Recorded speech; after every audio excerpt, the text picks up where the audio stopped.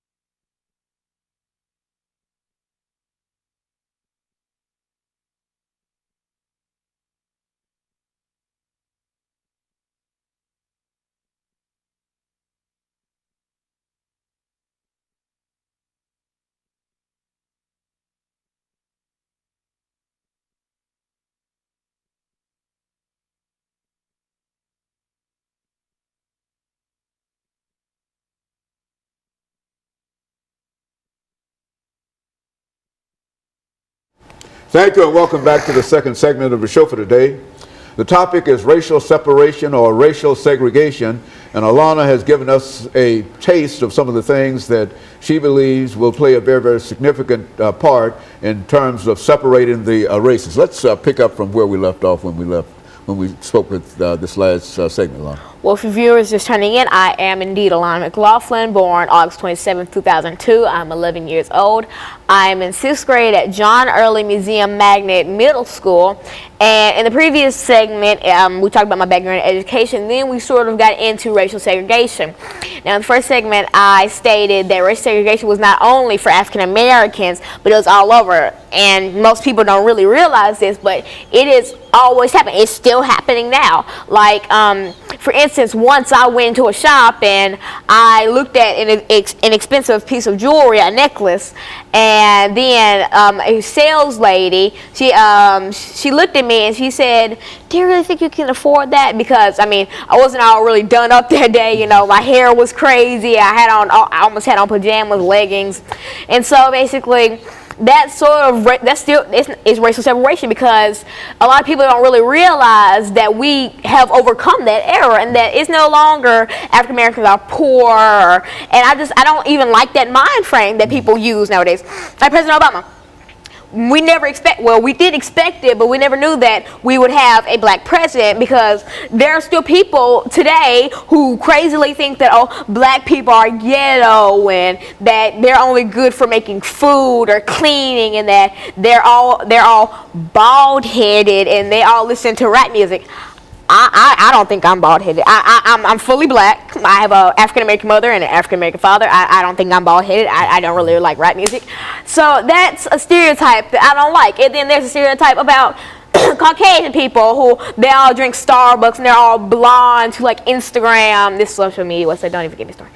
But that's crazy, and that's still people using this mind frame of they want to separate people. Like, there's still people today who think Hispanics only eat tacos, or they're poor in the lower class. It's crazy. I mean, because have we not already overcome this? Did Martin Luther King not die for this? Like, he didn't die for this. He died so that we could all think we were all equal and that we could all be equal, because we are.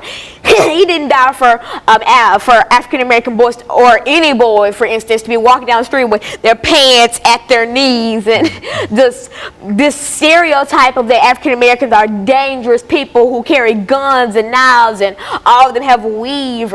It's crazy, and I don't like it, because I actually, when I go down the street or when I see anything really, I always on TV it's depicted as African Americans are this way or that way. Then there are the African Americans who think that they're higher than people, and I just think that we're all equal. We're all one, basically. We're all made in the image of God. I don't think that she's higher than him or he's higher than her. The highest up would be God to me, and I may be wrong, but I don't think I am. And so basically, I just want us to all be equal, because we are, and I wish people would see that. Like, I am sick and tired of going on Facebook and seeing someone say, "I saw this girl, she got robbed today by this black girl," and just cut the black out of it, okay? Okay, that black part did not need to be added. Okay, she got robbed. Okay, that could happen anywhere. A Hispanic girl could have robbed her. A white girl could have robbed her. A black girl could have robbed her. What is it about African Americans that make people think that we're all so dangerous, that we all love fried chicken and Kool-Aid? And this is stuff that I have seen on the internet. I once read a blog post on Tumblr that said that African Americans' favorite food, that their favorite meal was Kool-Aid and fried chicken. That is the most stereotypical racist thing I have ever read in my life, besides reading some of these U.S. Supreme Court cases. And now back to now back to racial segregation, because I kind of got off topic. Now, see, as I said in the first segment, that the early sign of racial segregation was slavery. Now, if you're not familiar with slavery, slavery was when African Americans were enslaved by Caucasians or people of different races. I'm not going to single white people out, but then they were enslaved by different races and made to work and clean and cook, because that other races thought they were higher up on a financial or on just a regular scale than us African Americans or us people of different races. And so they thought that, hey, we can abuse them or we can batter them and we can just kick them around for our own amusement, because at the time that was something funny.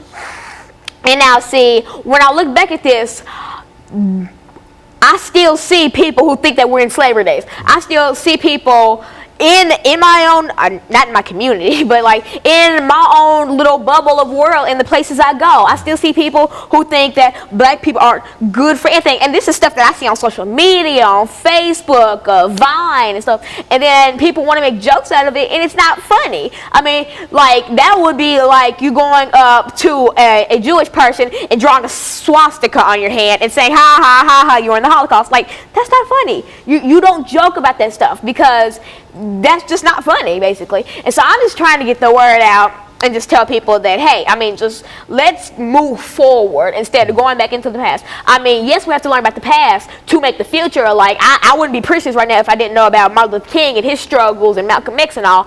But I still say, let's just not recreate the past, because not all of it was pretty beautiful. So how about we recreate a future where we all think we're equal and we love our neighbor, instead of, just hating people and thinking that we're better than people, because we're all equal. Nobody's better than anybody. We're equal. We're all people. We're all made with the same things. We almost all have hair and eyes. We're all humans. We all have souls, and we're people. We're just Homo sapiens. And so, Lana, in a real sense, all of this information that you have in reference to racial separation and segregation, I know has to have some kind of factual basis behind it.